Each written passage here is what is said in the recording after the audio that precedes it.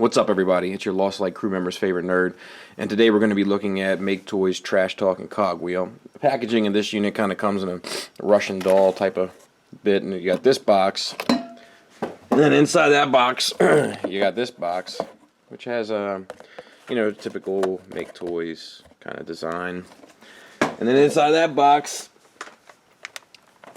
comes this packaging where you get Swerve Gears, 2 guns, an alternate Gears face or head, an alternate Swerve head, and Swerve's bar. So let's get them open and take a look.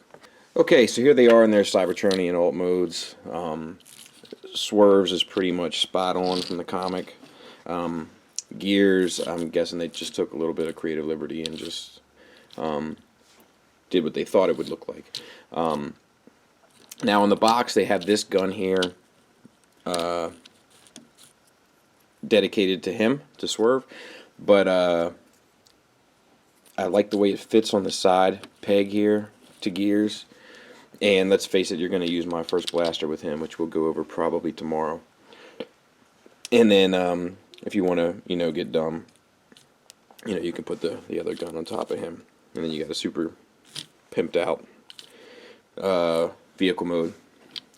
And over here you can have his little tray with his Energon drinks, from his bar, which is pretty awesome. They both roll well. Other than that, they're just pretty solid unit. The faces show at the bottom. But other than that, pretty awesome. Let's get them transformed. Okay, so the first thing we do is remove the accessories. I'm only going to go over the transformation of one because they're identical.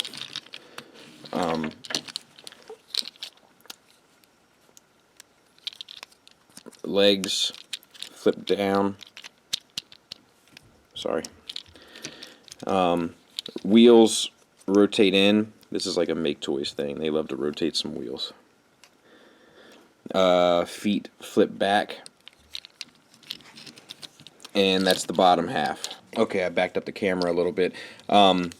These bits here swing down and they peg into one another.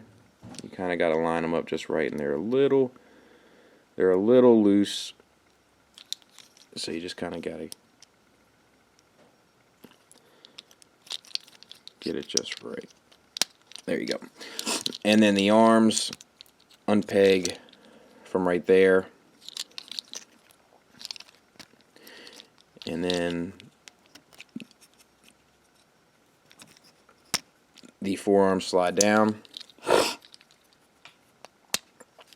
and the hands peg in there. It's hard to really get these, I will say that. So there you have them in robot mode. Let's take a closer look at them. We'll take off the gun. Articulation wise, the head is on a ball joint. However, it's extremely difficult to get to because of its location inside there. So I would recommend using a tool to kind of get it where you want it.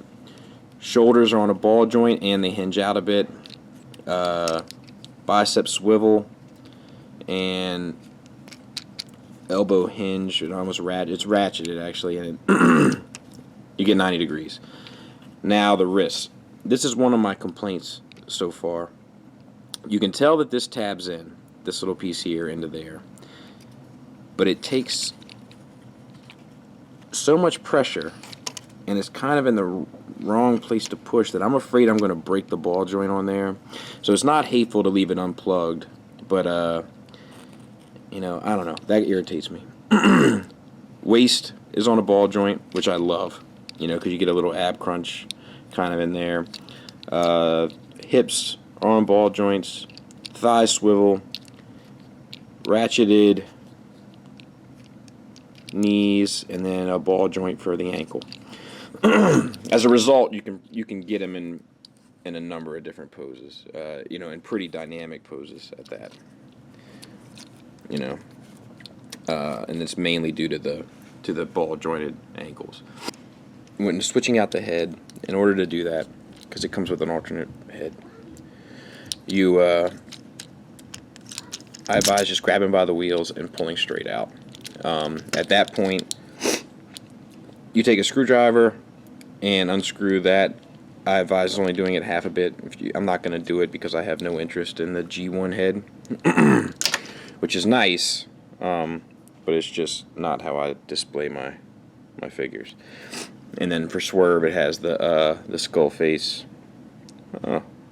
Ironic. Anyway, from when he shot his head off by accident, or his face off. So that's that. As for Swerve, he's pretty awesome. He suffers the same kind of issues that Gears does as far as the wrist bits. Like I really can't get him to, like you can see, I really can't get him to plug in properly, which is kind of obnoxious. Actually, it's super obnoxious. So that really irritates me. It's pretty like spot on to the comic. He holds his dish just fine, and the dishes themselves, they all unplug, and each one is held just fine as well. So that's pretty cool. And I forgot to mention on both of them, this does pop up to reveal like a little light. If you're into that, just a nice little cool feature, but nothing special. So here he is next to Smart Robin. Masterpiece size white. I love this scale. I really do. I think it works great for Swerve. Not so much for Gears, but for Swerve. So, and that's how Gears sizes up. And it's not hateful, but it's far from the scale that I want for Gears.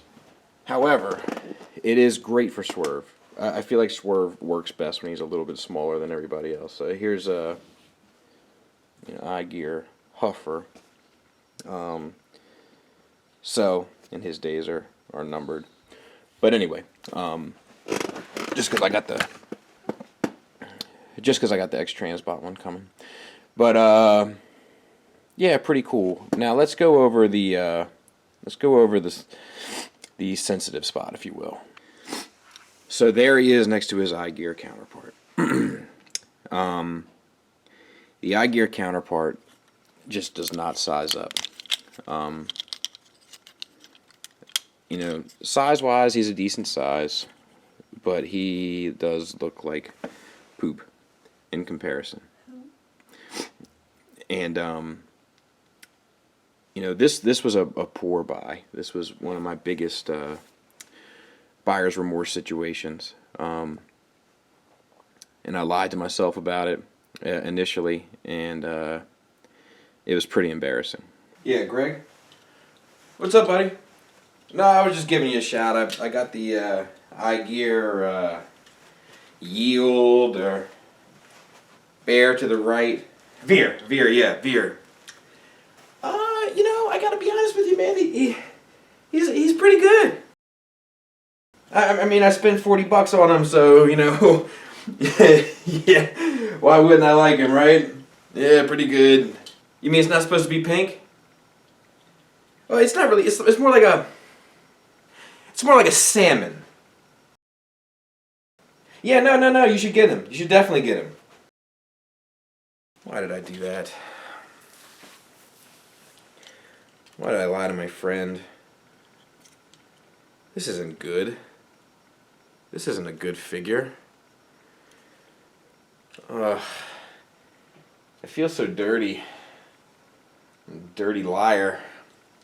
It's a terrible figure. So dirty. Why iGear? Why?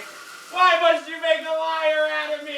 And there's the iGear Gears in comparison, and it's just this is a pretty ugly mold. I hate to say it, but it is.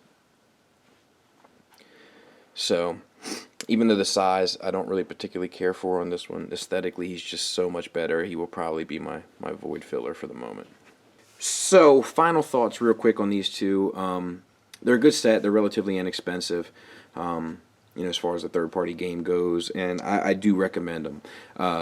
Aesthetically, they're awesome. The plastic feels good. It feels solid. There's there's plenty of IDW references, which I love, and when you add my first blaster into it, it's even better, which I will be doing shortly. And my only complaints is that it's hard to articulate the head because of the way it's placed in. But what are you going to do? The wrist, I hate, loathe, even. And it's kind of a pain to switch out the heads. But outside of that, no real complaints. I do recommend them. I do feel as though they're worth the money, and that's about it. So thanks for listening. Thanks for watching. Until next time, take care.